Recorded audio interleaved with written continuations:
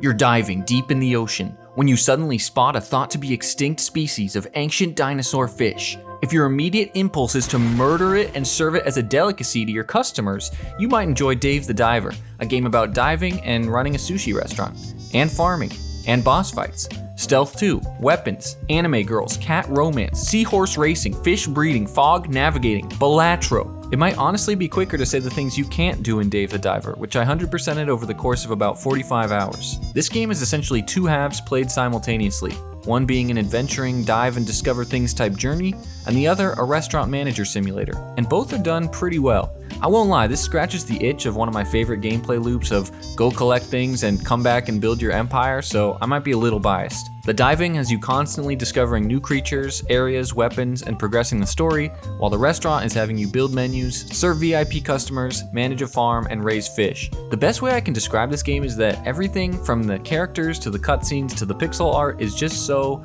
likable. This feels like such a basic thing to say, but when a lot of popular media is filled with cynicism and meta references where everything just has to be sarcastic or ironic or subvert expectations, it was refreshing to play a game that just takes pride in trying to amuse you. I liked every character, every cutscene, and was always looking forward to what a new in-game day might bring. The boss fights were each unique and gave a decent challenge. There was always a new mechanic around the corner when things started to get stale, and free DLC collaborations with other games were being added before I even had a chance to finish the main story. And then that story ended, revealing just a few holes in the overall feel of the game. For one, nothing is really built for an end game, despite letting you play as long as you want afterwards. The main reason is because the items you get are just way too versatile. There's no punishment for just putting one menu item up every night, whatever makes the most money. Any gun with the tranquilizer effect is pretty much usable for every fish. The hatchery makes it so you don't really have to go on dives anymore. Thank God for the hatchery.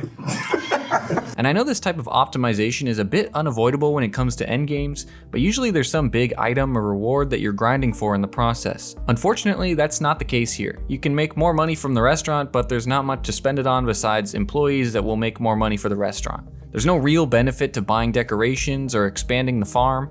A lot of things have no reward, like collecting all the guns or winning all the seahorse races. There is one secret boss when you finish the fish Pokédex, but that's about it.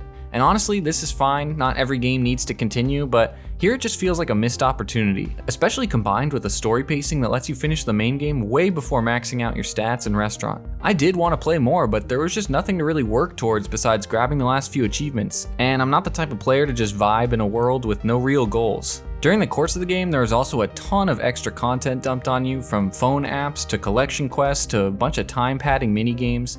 I guess they were trying to break up the loop of diving and running the restaurant, but that loop was fun in my opinion. I didn't really need a section where I trace my mouse on a heat gun for 20 seconds or search for cracks with an ice pick or search for a little octopus. Oh my gosh, he's so little, he's such a little baby. Finally, there are a lot of return to the surface tasks while doing missions, which feels a bit like an artificial way to pad the game's runtime. But all in all, I really enjoyed this game during my playthrough, and most of my complaints came up while I was finishing off the last few achievements. It's definitely tailored more toward beginner gamers, but I still found it enjoyable and relaxing even though I'm one of the most skilled and advanced gamers around. Come on, I can do this, I can do this, I can do this, I can do this, I can do this.